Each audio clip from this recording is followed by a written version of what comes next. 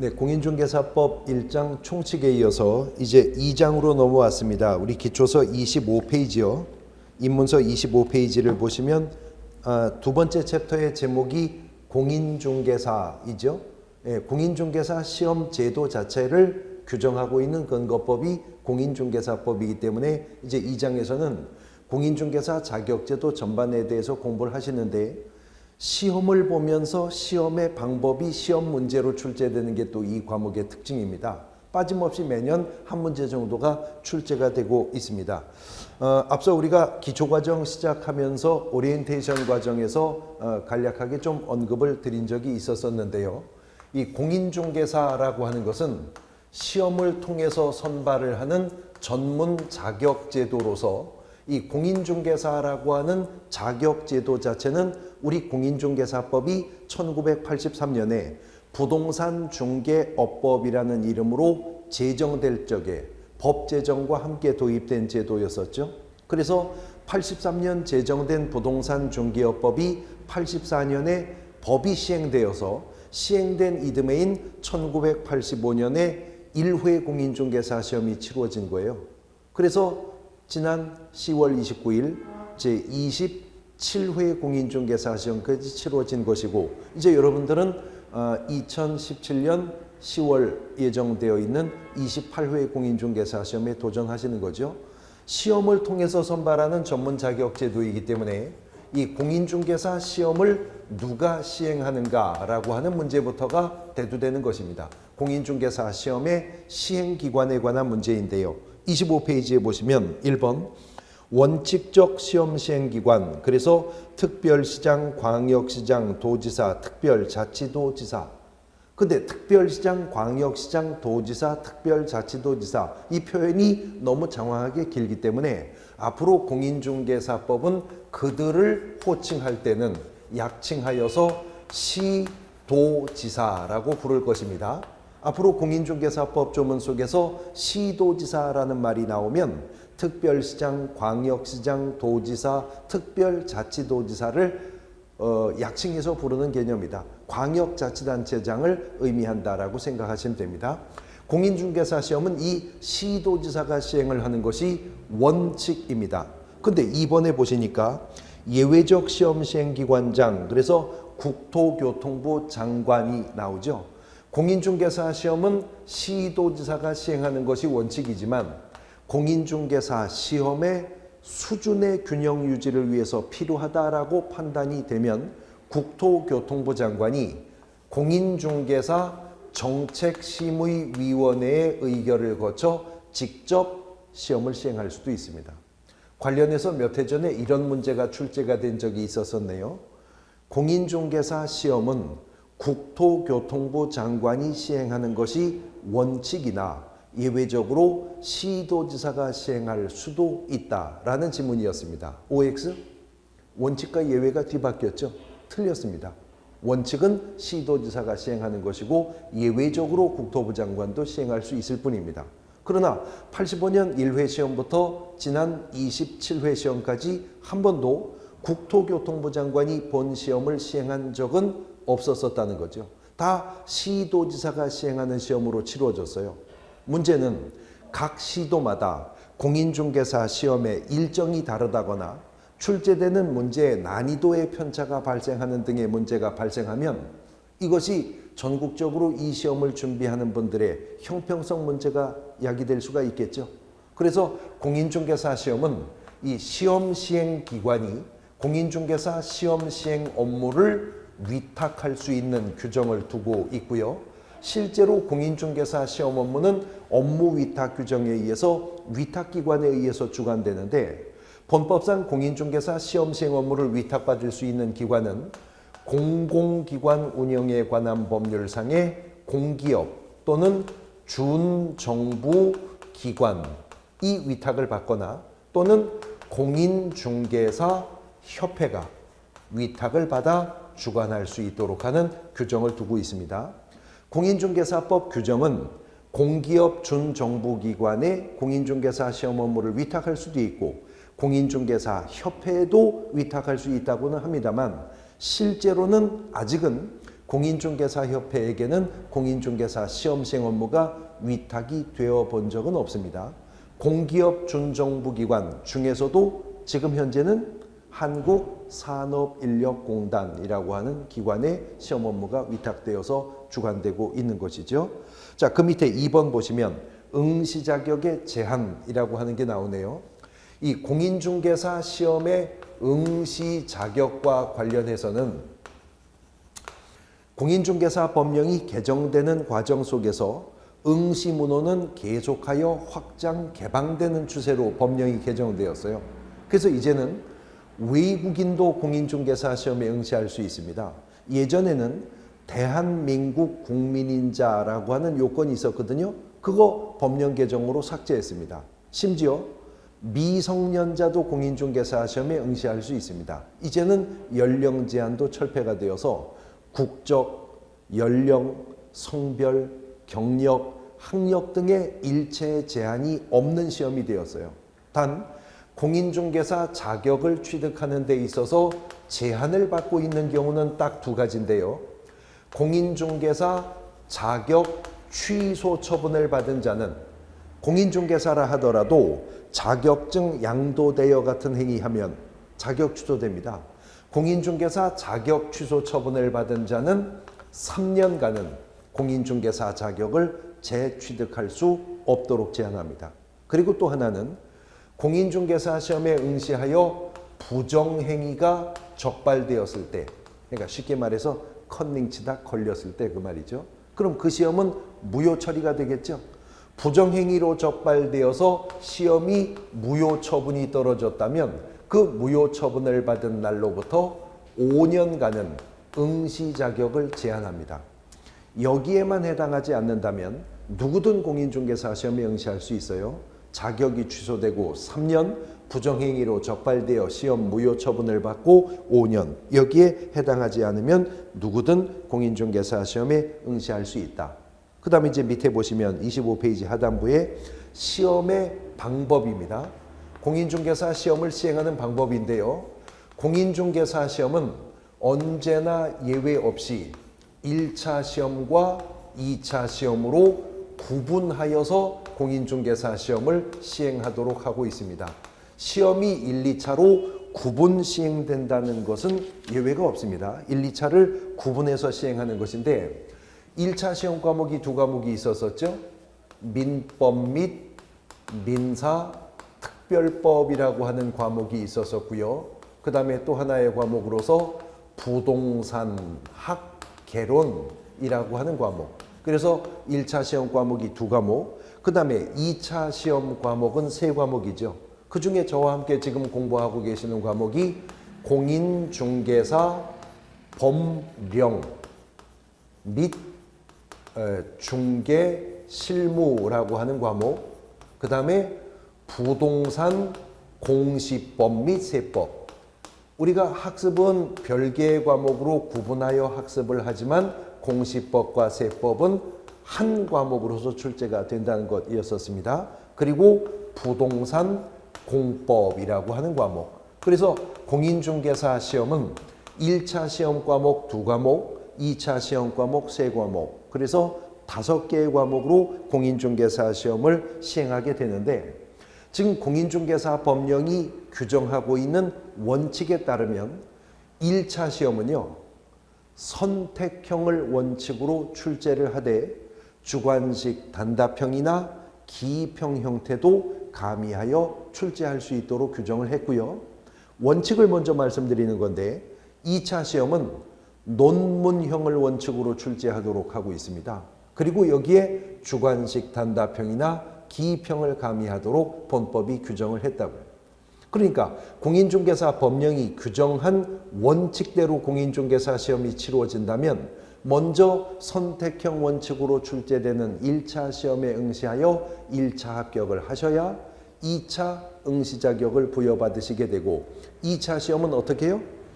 논문형으로 시험을 치르셔야 됩니다.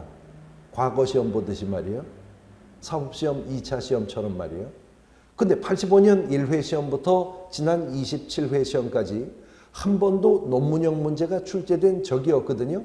이 법이 원칙적 규정을 두면서 공인중개사 시험은 1차와 2차를 구분하여 시행을 하되 동시 시행하는 것이 가능하다.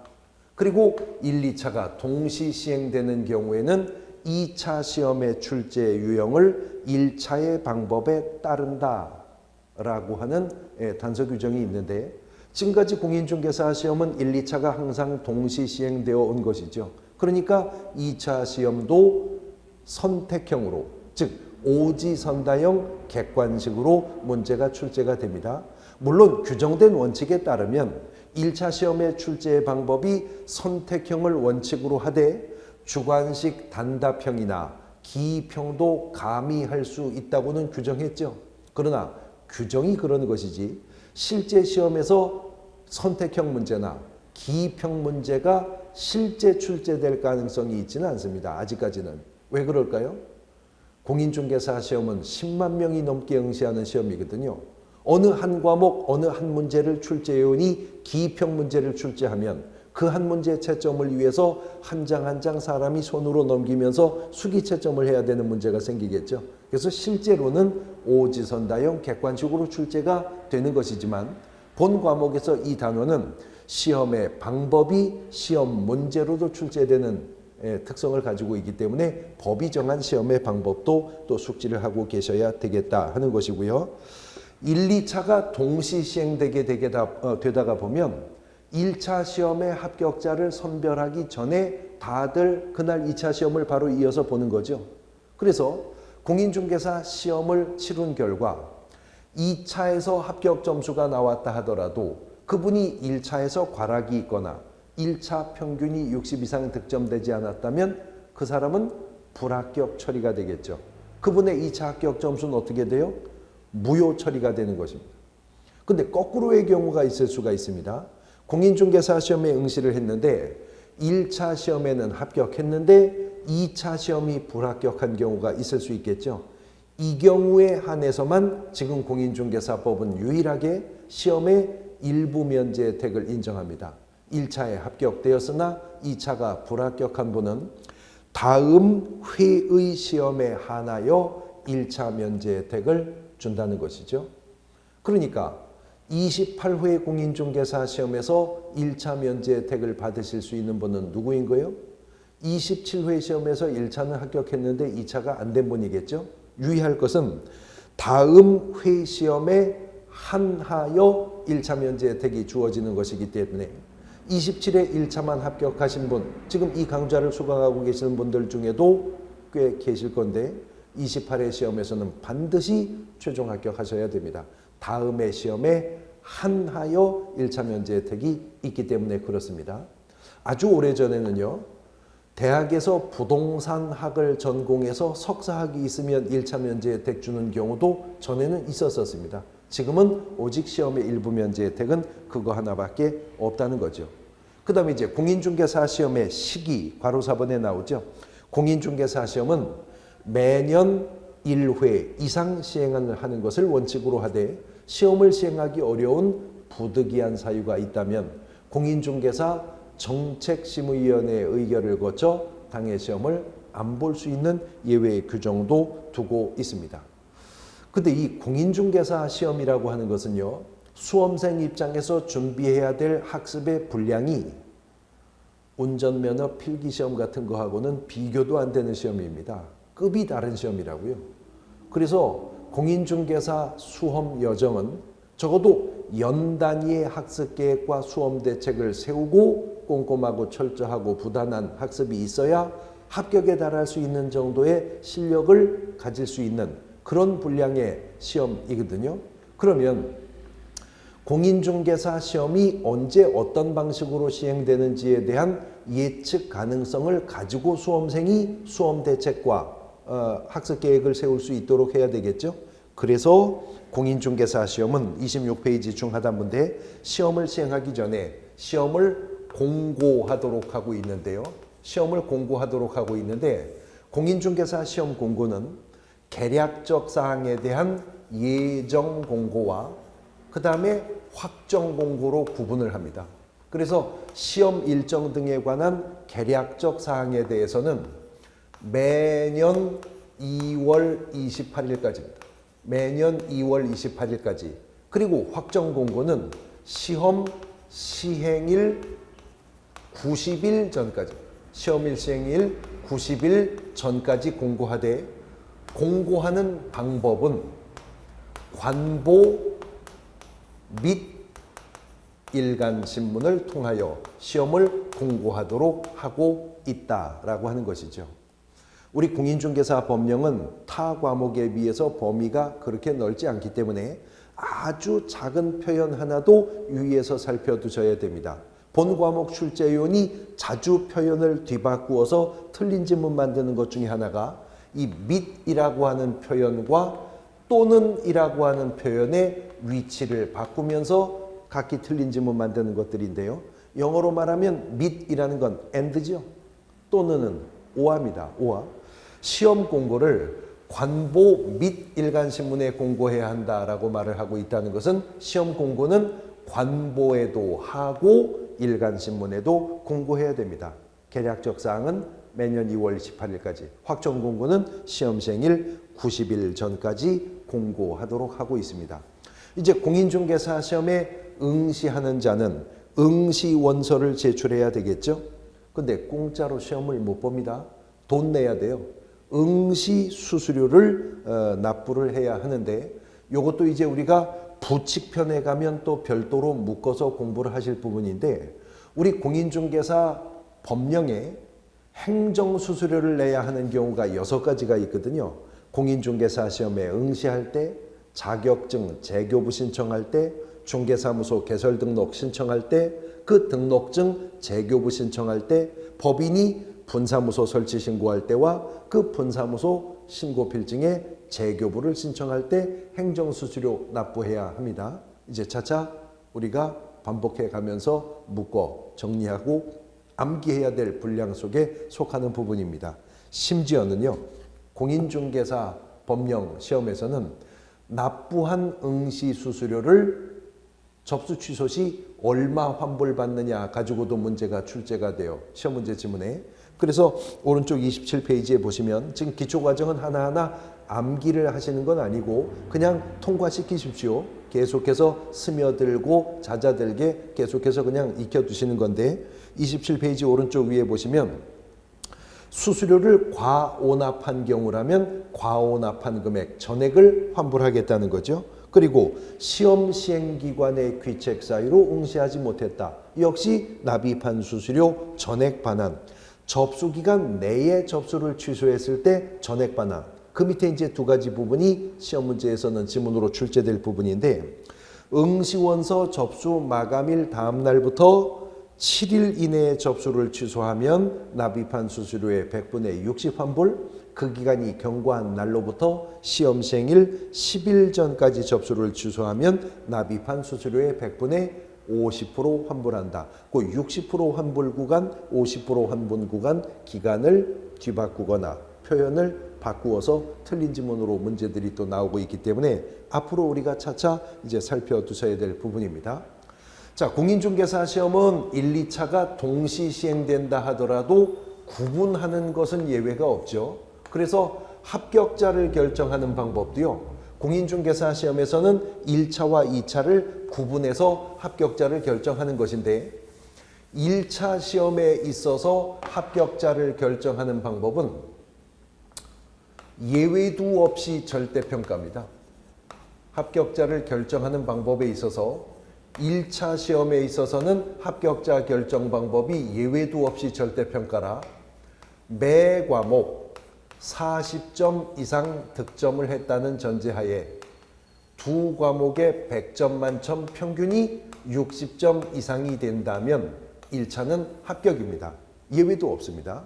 그런데 2차 시험의 합격자 결정 방법은요, 원칙은 1차와 동일합니다. 매 과목 40점 이상 득점을 전제로 전 과목, 2차 세 과목에 100점 만점 평균이 60점 이상이 된다면 이제 최종 합격하여서 공인중개사 자격증을 교부받을 수가 있다는 거죠.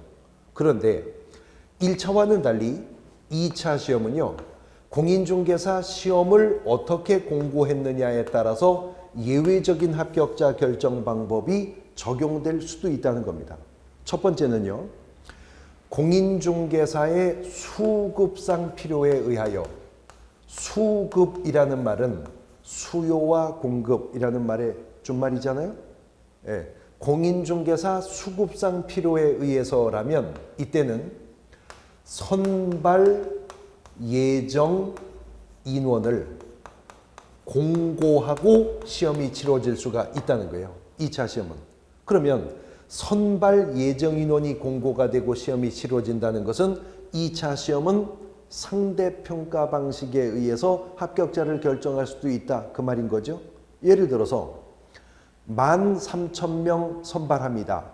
이렇게 선발 예정 인원을 공고하고 2차 시험이 치러지게 되었다면 이제 수석 합격자부터 과락이 없는, 2차에서 과락이 없는 자들을 수석 합격자부터 고득점자 순으로 등수를 매겨서 13,000등까지 합격을 시키겠죠. 근데 또 하나의 방법은 공인중개사 시험 응시생의 형평성 확보입니다. 응시생의 형평성 확보를 위해서 필요한 경우라면 여기는 최소자가 붙습니다. 최소 선발 인원이나 응시자 대비 최소 선발 비율을 공고하고 시험을 시행할 수도 있다는 것이죠. 최소자가 붙어요. 최소 선발 인원이나 최소 선발 비율을 공고하고 시험을 시행할 수도 있다. 예를 들어서 시험 공고가 나왔는데 응시생의 형평성 확보를 위해서 상위 15%까지는 합격자로 하겠다. 아니면 12,000명까지는 합격자로 하겠다. 뭐 이런 식으로 시험 공고가 나올 수가 있다는 거죠. 예를 들어서 최소 선발 인원 12,000명을 공고했습니다. 근데 2차 시험이 아주 평이하게 출제가 되어서 2차 과락 없이 평균 60 이상 득점한 분이 15,000명이 된다. 그러면 15,000명은 과락 없이 평균 60 이상이니까 다 합격이에요. 근데 예를 들어 최소 선발 인원 12,000명을 공고했는데 2차 시험이 매우 어렵게 출제가 되어서 과락 없이 평균 60 이상 득점한 자가 딱 10,000명밖에 안 된다. 그러면 10,000명 외에는 2차 평균 60 이상 득점자가 없잖아요. 없어도 최소 선발 인원 12,000을 공고했다면 평균 60 이상 되지 않아도 과락이 없다면 고득점자 순으로 2,000명은 더 합격자로 결정할 수 있다는 거죠. 이렇게 두 가지 예외적인 합격자 결정 방법이 2차 시험에서는 적용될 수가 있는데 시험의 방법이 시험 문제로 출제가 되는 본 과목, 본 단원의 특성상 이런 부분들은 출제위원이 틀린 질문 만들기가 아주 쉬운 부분이죠. 이런 식입니다. 공인중개사 제2차 시험은 공인중개사 수급상 필요에 의해서라면 최소 선발 인원이나 비율을 공고하고 시행할 수 있다.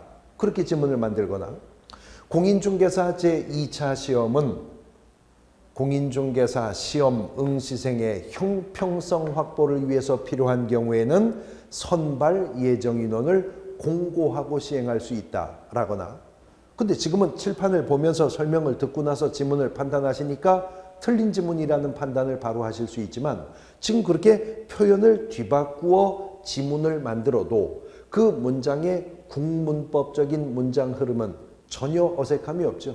이런 부분들이 지문 뒤바뀌어서 출제가 되면 이거 예기치 않게 난이도 있는 문제로 판단될 수도 있어요. 그러니까 수급상 필요가 언급되고 있는지 문장 서두에서 응시생의 형평성 확보가 언급되고 있는지를 판단해 가시면서 나중에 이제 또 구분해 나가는 연습도 있으셔야 될 것이다 라고 하는 것입니다.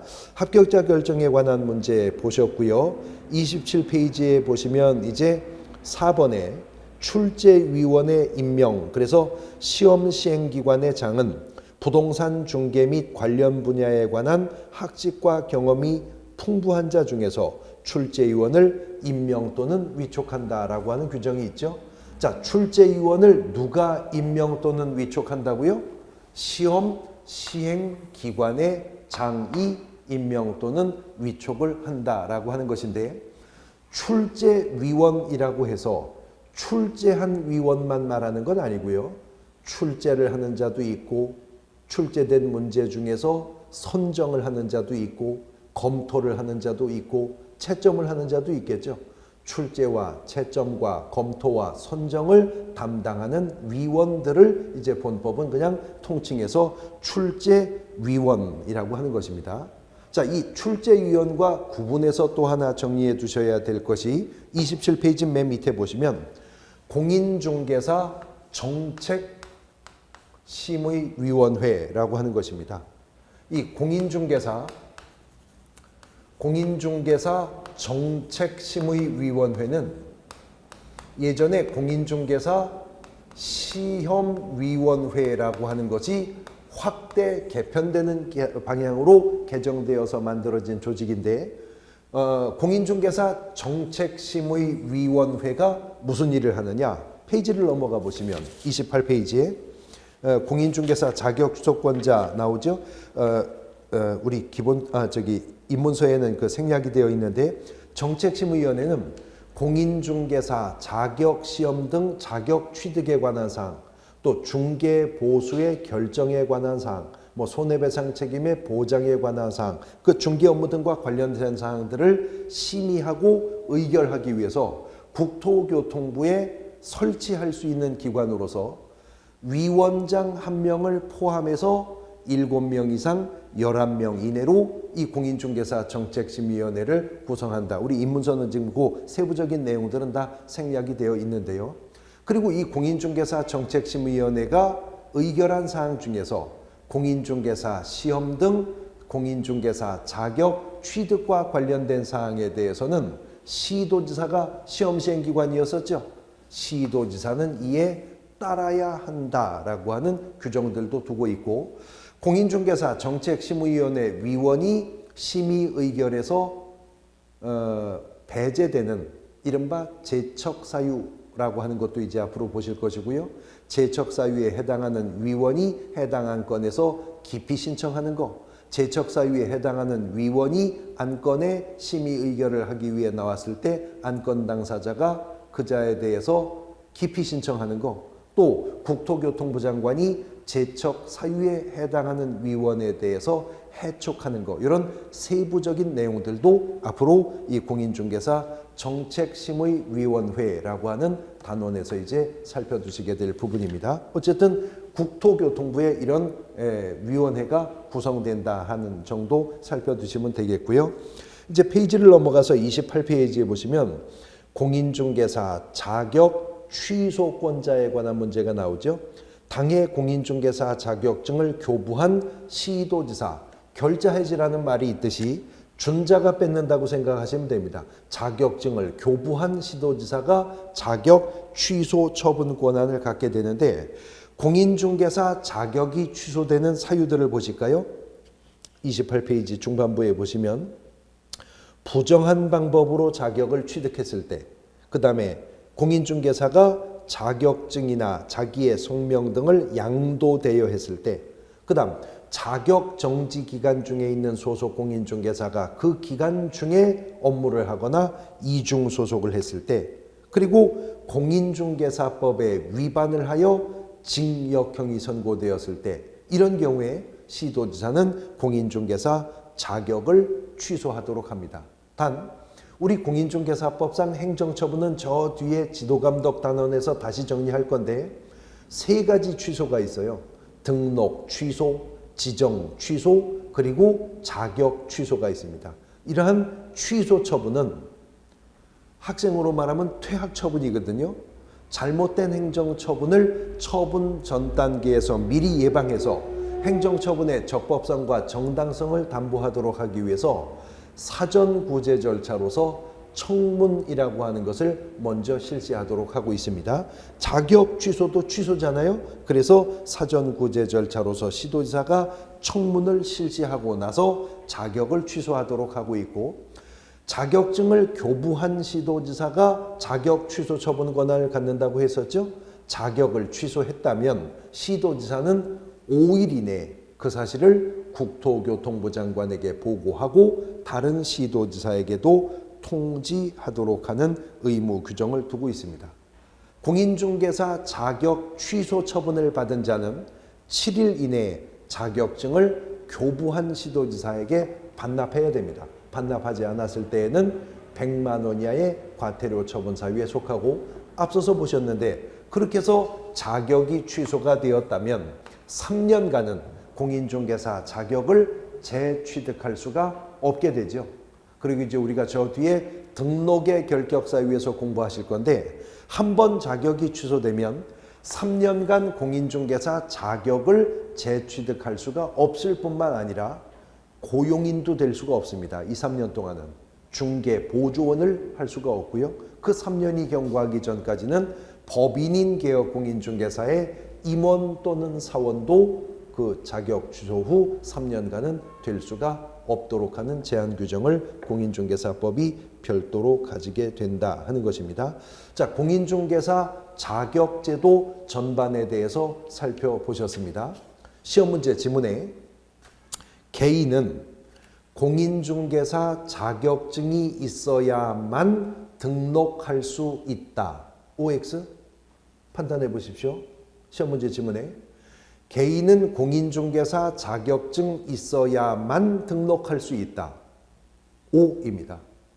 부칙상의 개업 공인중개사라는 것은 될 수 있는 것이 아니기 때문에 개인은 공인중개사 자격증 있어야만 등록할 수 있는 겁니다.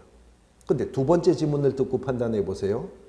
개인은 공인중개사 자격증만 있으면 등록할 수 있다. OX? 그건 X입니다. 자, 지금 제가 같은 말을 두 번 하지 않았습니다. 첫 번째, 개인은 공인중개사 자격증이 있어야만 등록할 수 있다. 이 말은 O입니다. 맞는 말인데, 개인은 공인중개사 자격증만 있으면 등록할 수 있다. 이 말은 X라는 거죠.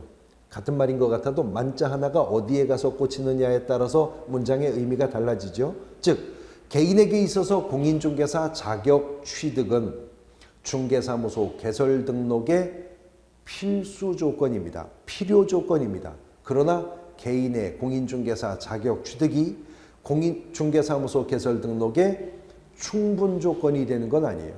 자격을 취득하였어도 이제 공인중개사법이 요구하는 등록의 기준을 갖추어 등록의 절차를 밟아야 등록관청으로부터 등록을 받을 수가 있고, 그 등록을 하여야 비로소 뭐가 되는 거죠? 개업 공인중개사가 되는 거죠. 그리고 개업 공인중개사가 되어야 비로소 적법하게 중개업을 영위할 수가 있는 거거든요. 그래서 지금 두 번째 챕터에서 우리가 자격제도에 대해서 보셨죠? 페이지 넘어가 챕터 3번은 그 이어지는 절차인 등록입니다. 그래서 중개사무소 개설 등록 및 결격 사유라고 챕터 3번 제목이 잡혀 있는데, 등록의 법적 성격, 등록 신청인, 등록의 기준과 절차, 등록 관청, 등록의 결격 사유, 이제 중기업 등록 전반에 대한 내용들을 공부하시는데요. 이어지는 시간에는 등록제 일반에 관한 내용들을 살펴보도록 할 것입니다. 쉬었다가 이어가겠습니다.